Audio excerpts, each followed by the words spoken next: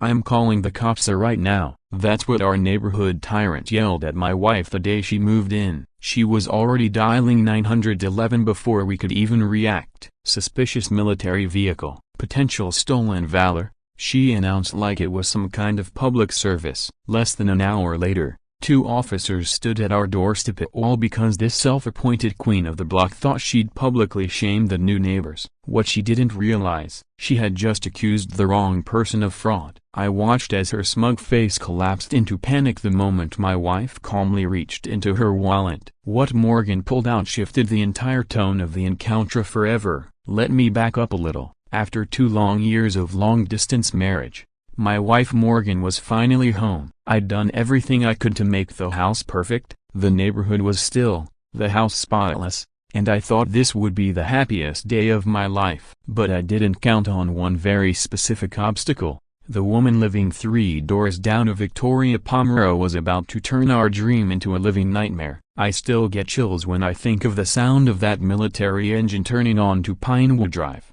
I was at the window, pacing and checking my watch every half-minute like a teenager before prom.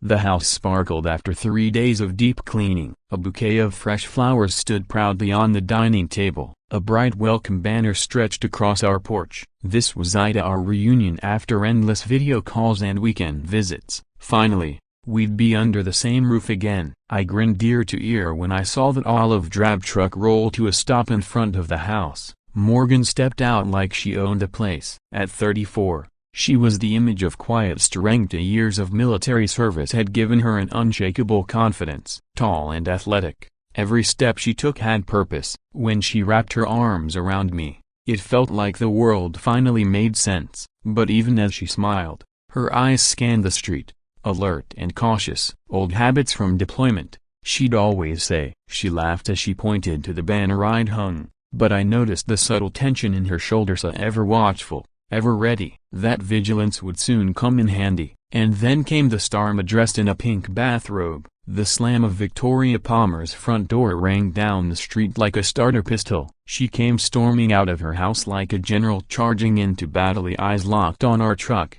phone in hand, already snapping photos from every angle. I'd seen Victoria around plenty of times before, always impeccably dressed, always carrying a clipboard, and always griping about one thing or another. But this was a new level of intensity. She stormed down the sidewalk like a woman on a mission, thumbs flying across her phone as she posted to the neighborhood group chat. I could even see the message, "Military invasion on Pinewood Drive." She was theatrical and precise, practically a one-woman news crew. Then, like a wrecking ball, she marched up to us. "Excuse me." Her voice cut through the peaceful afternoon like a chainsaw. "I'm Victoria Palmer, HOA Compliance Officer. That vehicle violates Section 3B of our community guidelines. No commercial vehicles allowed to park more than 30 minutes. No greeting, no courtesy, just straight to the attack." I tried to keep things friendly. "Ma'am, this is my wife, Morgan. She's just unloading from base housing." But Victoria interrupted, sharp and dismissive. "I don't care who she says she is. Rules are rules. And another thing, I've checked military records. There's no active duty personnel registered here." Morgan's reaction was something to behold. While I felt my blood pressure rising, she remained cool, almost entertained. She didn't respond right away. Instead, she watched Victoria carefully, like she was analyzing a case file. Her calm seemed to rattle Victoria more than any argument ever could. "This neighborhood has standards," Victoria snapped, her voice rising as a few neighbors peeked out their windows. She loved the attention. "I've preserved property values for over a decade. I won't let a fake army wife and her spineless husband ruin this street." The phrase "fake army wife" made my fist clench. "But Morgan?" She just tilted her head slightly, studying Victoria like she'd said something curious but unimportant. Victoria went into full control mode, dialing the HOA hotline on speaker so everyone on the street could hear. "Emergency violation, unauthorized military vehicle, possible impersonation. I'll document everything." Then came her ego parade. With the pride of a bounty hunter listing past captures, she bragged, 6 problematic families handled. The Johnsons moved out after just 3 months. The Garcas couldn't take the pressure of maintaining standards. She recited her victories like badges of honor. 23 violations processed this year. I am the law here. Every word dripped with arrogance. This wasn't about rules. It was about dominancy of power. She had built her identity around being the unchallenged enforcer of Pinewood Drive. Her grandstanding wasn't just meant to intimidate USA, it was to remind the whole block who really ran the place. She gestured toward our house and vehicle like a prosecutor presenting evidence. The neighbors were out now and Mrs. Henderson 2 doors down looked nervous, and the old man across the street just shook his head, whether in sympathy or judgment. I couldn't yet tell. Victoria practically blossomed in the spotlight, her voice growing more forceful each time another curtain twitched. Public shame was her favorite. Sparta always dressed up as protecting the community. That's when Morgan finally spoke. Her words were calm, edged with steel. Ma'am, you strike me as someone who prides herself on being thorough. Ever met real authority? The question floated there like a gauntlet. Victoria's laugh was dismissive yet full of someone who'd never had her power questioned. Sweetheart, I've handled troublemakers longer than you've been alive. My neighborhood, my rules. Morgan's smile widened, eyes narrowing just a hint almost predatory. I'm sure you have plenty of experience with trouble. Tension wound tighter until Victoria hurled her parting shot. She spun on her heel but paused to yell down the street.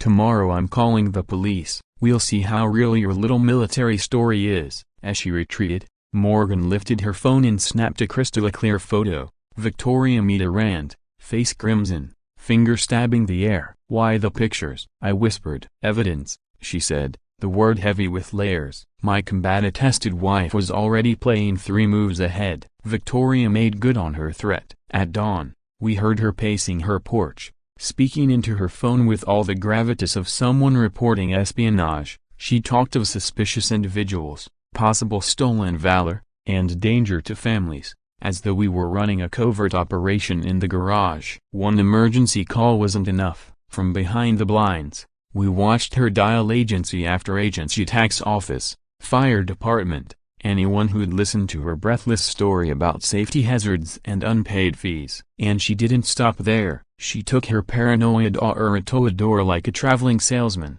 sowing fear. For everyone's safety, we need documentation, she told Mrs. Macron Henderson. To be honest, she murmured to the young couple with toddlers, military folks sometimes struggle with PTSD. You never know when they might snap. Her technique was masterful. Begin with something reasonably property values, community standards, and then slip in layers of doubt. I'm not saying anything for sure, she'd stage a whisper, but isn't it odd how quietly they moved in, and that truckle what's inside? Online, she unleashed her masterstroke. Within minutes, local message boards buzzed with headlines. Fake military family threatens neighborhood, a broken bar stolen, a valor probe underway. Photos of our truck and home appeared alongside warnings. It was a propaganda blitz, fast, coordinated, and vicious. Then came the sirens. 2 squad cars rounded the corner, lights flashing but sirens muted, clearly not a life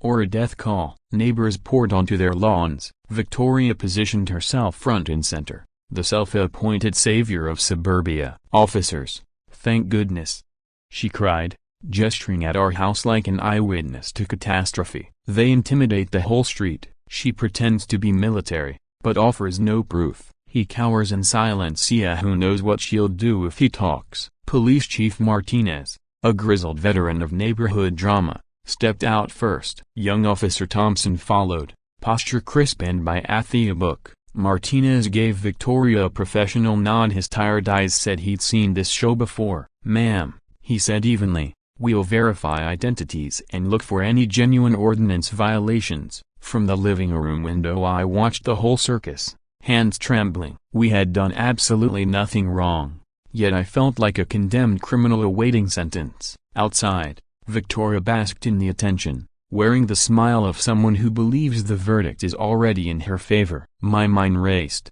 What if they arrest us? What if this ruins Morgan's career? What if every new neighbor decides we're trouble? Meanwhile, Morgan laced up her shoes, steady, unbothered, ready. We stepped onto the porch. My voice cracked despite my effort to stay composed. Officers, we haven't violated anything. The truck's a scheduled pickup and my wife is active duty. Victoria pounced. He can't prove a thing. Show documents. Anything that says you're not faking it. Macron Martinez kept his tone courteous but firm. Ma'am, we'll need identification from both of you. This was the moment Victoria had engineered. I fumbled for my wallet, but every eye fixed on Morgan. She moved deliberately, drawing her wallet with the calm of someone used to high-stakes showdowns. Leather creaked, papers slid. Then she lifted a single card into the morning light. The silver eagle on her military ID flashed like a signal flare. Colin Macron Morgana Macron Swift,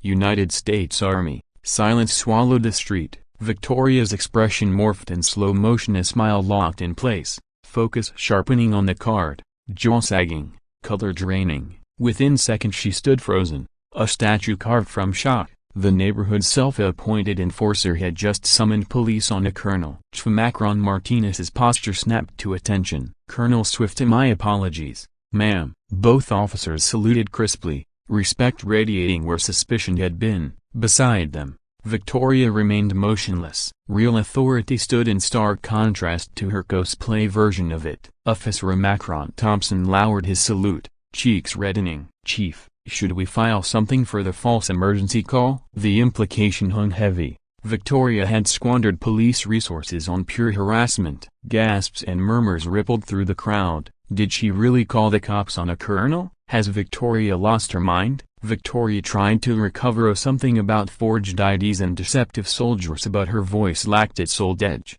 Macron Martinez ended it swiftly. Ma'am, that's genuine federal identification. I advise you to reconsider your complaints. Thompson now looked thoroughly mortified. A ambitious rookie dragged into a neighbor's vendetta. The officer's body language had shifted from wary authority to respectful deference. Martinez, seasoned in suburban showdowns, almost seemed relieved that the facts were so unmistakable. Morgan responded with practiced grace. No hard feelings, officers. Thank you for your professionalism. As they turned to leave, Martinez spoke quietly to Thompson, though the words carried. Make a note of this address and keep an eye on Palmer. People like her don't quit. Victoria heard every syllable, her face blanched from embarrassment to sudden dread. Moments ago she'd been the judge, now she was on the watch list. The tables hadn't just turned, they'd flipped completely. The squad cars rolled away. Victoria staggered toward her house, confidence in tatters. But Martinez's warning lingered in the air like distant thunder.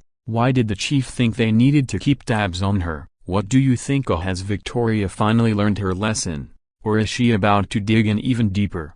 Macron, tell me your prediction. For the next 3 days, her house sat in an eerie hush. No early morning porch pacing, no booming phone calls, no clipboard patrols. The quiet should have been a relief, yet it felt more menacing than her usual theatrics. Through our curtains I glimpsed her silhouette moving back and forth, the bluish glow of a computer screen flickering across the walls. She looked like a caged animal planning its next strike. And plan she did. Instead of surrendering, Victoria began her own version of intelligence gathering. She spent hours researching military complaint channels, ways to challenge officer credentials, and loopholes for reporting supposed misconduct. I later learned she'd scoured every regulation she could find, hunting for the tiniest chink in Morgan's armor. In her mind, one thought ruled: no one makes Victoria Palmer look foolish. 20 years of neighborhood domination were at stake, and a single embarrassment wasn't going to topple her kingdom. If Morgan wanted to flash military authority,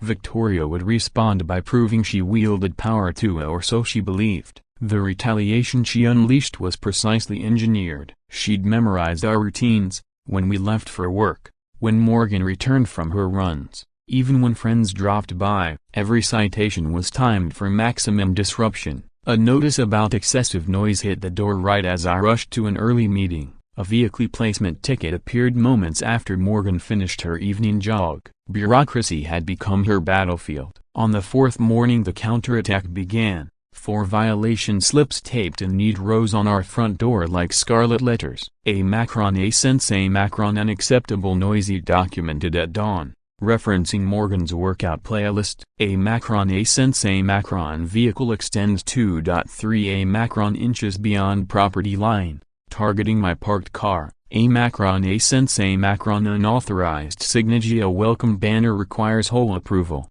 punishing my joyful decoration. A Macron landscape breach. A hedge exceeds height limit by 1 inch. Nitpicking perfectly trimmed bushes. She was only warming up. The following day 6 more notices appeared, each more absurd than the last. Trash bin set out too early, porch light too bright, a front door color that had somehow become non-compliant, a package truck blocking the view, barking from a dog we didn't own, and a gathering violation because the pizza driver, Morgan, and I had briefly stood in the driveway. 10 citations in 48 hours, nearly $900 in finesse purely fabricated. Money was merely one weapon. Victoria's campaign escalated into personal harassment. She tailed Morgan on morning runs, filming every stride. She parked her car to block our driveway, forcing me to beg passage. Her little dog, suddenly walked only on our lawn, was encouraged to leave messes she never cleaned up. At exactly 1 minute before curfew, loud music from her house would cease just within legal limits, but enough to shred our sleep. Soon it felt like stalking. She'd stand motionless in her yard, staring at our windows for hours. Flash photography lit up our living room at night under the guise of documenting suspicious behavior. Anonymous notes appeared on windshields. Rules exist for a reason. She even created a concerned neighbors chat that excluded us, feeding rumors that we were unstable and dangerous. Victorian understood that a steady drip of irritation can be more exhausting than a single blow. The violations arrived in irregular waves, a 3 in one day, none the next, another on the weekend, keeping us perpetually tense, always waiting for the next shot to land. The siege never arrived in a single decisive blow. Instead, it dripped on us like a side of slow, silent, relentless, all under the polite banner of community standards. Victoria wielded the rule book like a scalpel, slicing away at our peace while looking impeccably lawful. The strain began to show. I hardly slept, leapt at small noises, doubly checked locks as though we were under literal attack. $800+ in bogus fines already sat on the counter, and at her current pace we'd drown in debt before the month ended. One evening I stared at the newest stack of notices and broke. Maybe we should just pay up, I muttered. If we prove we'll play by her rules, maybe she'll get bored. Even to my own ears it sounded like capitulation. Morgan's expression mixed sympathy and disappointment. You can choose fear, she said quietly. But I didn't spend nearly a decade overseas guarding freedoms just to hand them to a clipboard tyrant. That night, Victoria's precisely timed music pounded the waltz, ending 1 minute before curfew. Lying awake, I felt myself shrinking,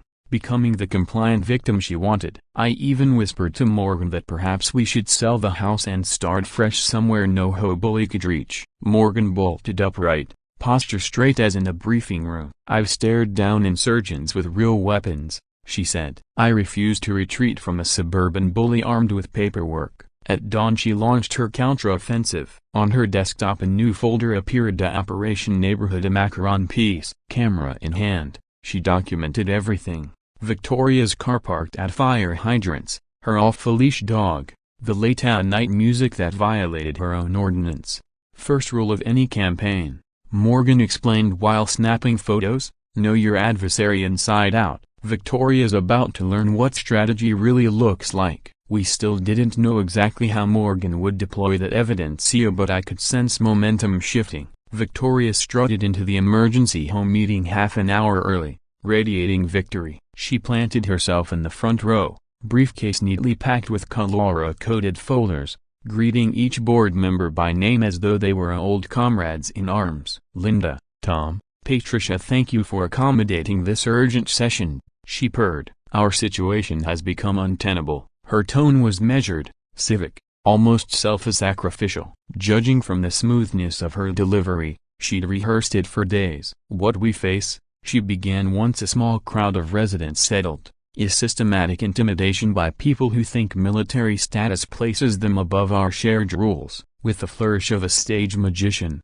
she opened the briefcase. Out came photo enlargements of our truck angled to appear menacing, noise logs framing Morgan's dawn workouts as deliberate harassment, and neighbor statements carefully worded to suggest our presence felt threatening. Everything was neatly formatted, stamped, highlighted, harassment elevated to performance art. More residents slipped Tina faces I'd only nodded to from a distance thanks to her isolation tactics. Some looked uneasy, remembering their own run-ins with Victoria. An elderly couple at the back glanced between her polished display and us, clearly unsure whom to trust. Victoria spoke with the seasoned cadence of someone who has long styled herself guardian of the block. "I've invested 12 years safeguarding this neighborhood," she declared, voice rich with martyrdom. "I've protected property values, upheld standards, and now I'm the one harassed targeted for doing my duty." Her voice quavered on the word threatened, a delicate touch of vulnerability that almost looked genuine. 25 neighbors of the largest turnout in years hung on her every syllable. She was reaching the crescendo,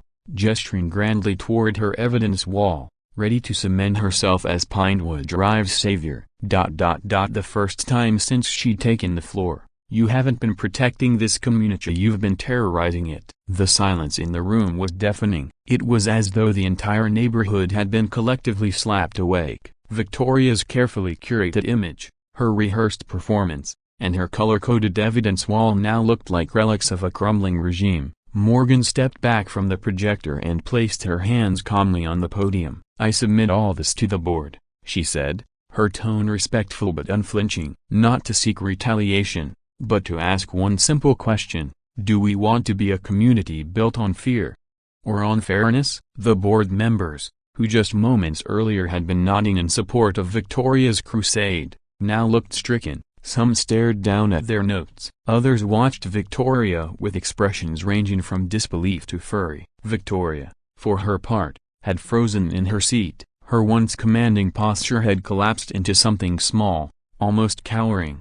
Her mouth opened and closed, searching for words that no longer carried weight. The tight control she had always maintained over the room had been obliterated by hard evidence and calm truth. Board Chair Linda finally broke the silence. "We will recess for 15 minutes to review the materials presented. This is significant." She glanced at Morgan. "Colonel Swift, thank you." As the board stepped out, the room erupted into quiet chaos. Neighbors murmured in stunned tones, their voices buzzing with a mix of relief, anger, and disbelief. "She called the city 47 times. She's been photographing people's homes. She dumped her trash in their bin and then fined them for it." I looked around and saw the shift happening in real time. People who had been kept apart by fear and manipulation were now reconnecting through shared outrage. Formerly skeptical neighbors turned to us with tentative smiles, nods of apology, even quiet thanks. When the board returned, their expressions were somber,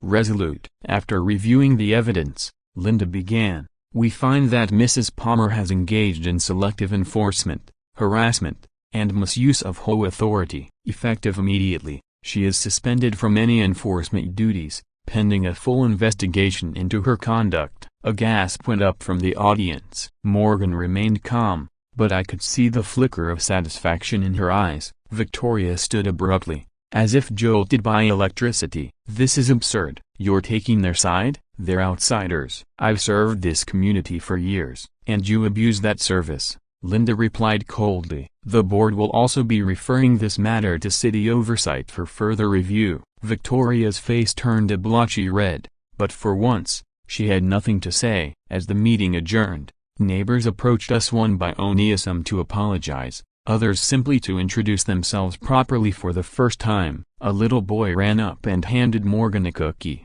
saying, "My dad says you're a hero." Morgan smiled and knelt to thank him. In the days that followed, the mood in Pinewood Drive began to thaw. People waved from porches, strangers became friends, and the clipboard tyrant who once ruled by fear had finally lost her crown. But Morgan wasn't done. "This isn't just about us," she told me later that night. "This is about making sure no one else gets bullied behind HO rules again." A broken bar cheerfully and offered to pose, sometimes even holding up a sign that read "Hi Victoria." With a bright smile, her unshakable composure wasn't defiance, it was disarmament. Victoria's entire campaign relied on fear, anxiety, and control, and Sophie, by refusing to react, dismantled it all without raising her voice or even breaking stride. Victoria, who had once thrived on being the unseen puppeteer pulling strings behind the scenes, was now the neighborhood spectacle. Her antics, once accepted or ignored, Now Drew smirks and rolled eyes. It wasn't just that people were no longer afraid, it was that they'd grown tired of the same tired routine. A week after Sophie's first violation notice, an anonymous flyer appeared in mailboxes around the block. It read, "Thinking of moving to Pinewood? You may get a warm welcome. Or a surprise performance from our local clipboard actress. Don't worry, she's mostly harmless now." The flyer was unsigned, but it didn't need to be. Everyone knew exactly who it was about, and everyone knew who had inspired it. One evening, I caught Sophie and Morgan chatting on our porch, the sun setting behind them as they laughed over a fresh violation notice. Apparently, Victoria had cited Sophie for improper flag protocol for hanging a pride flag and an American flag side by side. Sophie had replied by printing out the federal guidelines on flag display and mailing the email along with a copy of her military father's obituary to the HOA. "I like her," Morgan said after Sophie left. "She's got grit." "She's basically your spiritual successor," I replied. But what none of us knew yet was that Sophie wasn't just a friendly nurse with a backbone. She was the daughter of a former state representative. And 3 weeks later, that little detail would shift the entire neighborhood power structure in a way no one, especially Victoria, could have seen coming. But that's another story. For now, Pinewood Drive felt lighter, safer. People waved more. Kids played longer in front yards. The tension that had once hovered like a storm cloud had begun to dissipate. And Victoria, she stayed behind her curtains more often than not, the queen of a kingdom no longer willing to obey. Maybe she was planning her next move. Maybe she'd finally realized her reign was over. Or maybe, just maybe, she'd finally met her match. Sophie would often wave cheerfully when she spotted Victoria snapping photos from her window, sometimes even striking a pose. The intimidation factor, completely shattered. It was psychological warfare flipped on its head. The hunter had become the hunted. Then came the moment of revelation. It was a quiet Sunday afternoon. Sophie was watering her garden while Victoria stood in her usual observation post, barely concealed behind her living room curtains. Suddenly, Sophie's phone rang. She answered it on speaker, seemingly unaware her voice carried clearly across the still neighborhood. "Hey, Dad," she said with a bright tone. I paused mid-rake, ears perked. The voice on the other end responded, "How's the new place treating you?" Sophie chuckled. "Oh, it's been enlightening." "Any issues with the neighbor we talked about?" he asked. The voice was oddly familiar, but I couldn't quite place it. "Oh yes, Victoria Palmer at 1247 Pinewood Drive. Just like used to. She's been extremely active with the usual paperwork parade." "Good. Keep documenting for the official file," the voice instructed calmly. And then it clicked. I knew that voice. "I want a full behavioral profile. Timestamps, photos, complaint records, everything." "Already on it, Dad," Sophie replied. "It's a textbook harassment pattern. Your training really came in handy." The pride in the man's voice was unmistakable as he said, "Your mother and I are proud of how seriously you've taken this assignment." And then came the line that made Victoria, still lurking behind her curtains, drop her teacup in shock. "Thanks, Chief Martinez." Chief Martinez, the same Chief Martinez who had handled Victoria's false police report, the same one who'd ordered his officers to keep an eye on her. Sophie wasn't just a friendly new neighbor, she was the police chief's daughter, placed next door with a clear objective. Through Victoria's window, I could see her go ghost white, her knees buckled, and she grabbed the window frame for support as the full weight of the situation hit her like a tidal wave. Her game of power and intimidation had officially ended. Every false complaint, every manipulative tactic, every act of harassment was now being logged and funneled directly to law enforcement. Sophie caught Victoria watching and offered her trademark sunny wave. "Lovely weather today, Mrs. Palmer," she called out. "Perfect day for some good old-fashioned community monitoring." Then, casually into her phone, she added, "Tell Mom I'll be home for dinner Tuesday. Love you, Dad." She ended the call with a look toward Victoria's window, still smiling, but this time, unmistakably official. The irony couldn't have been more perfect. The woman who had spent years threatening others with police action was now living under the watchful eye of the police chief's daughter, someone who actually had the authority to act. 1 week later, We had our first real neighborhood gathering in years, a spontaneous cookout on the street. Laughter, food, kids running around. It felt like Pinewood Drive had finally been set free. Everyone showed up except one household. Victoria stayed locked away, curtains drawn tight as she watched the very community she tried to control come together without her. Sophie, of course, was the life of the party, introducing neighbors, organizing games, and filling the space with the kind of genuine connection we hadn't had in years. I planted a new sign in our front garden that morning: Pinewood Drive, a peaceful community, estate. 2024. And just when I thought the saga had ended, I saw another moving truck pulling up, this time to the house on Victoria's other side. I had to wonder, a broken bar. Was karma finally moving in for good? What do you think happened to Victoria? Was justice served? Or did it go too far? Let me know in the comments, and don't forget to subscribe for more wild neighborhood stories.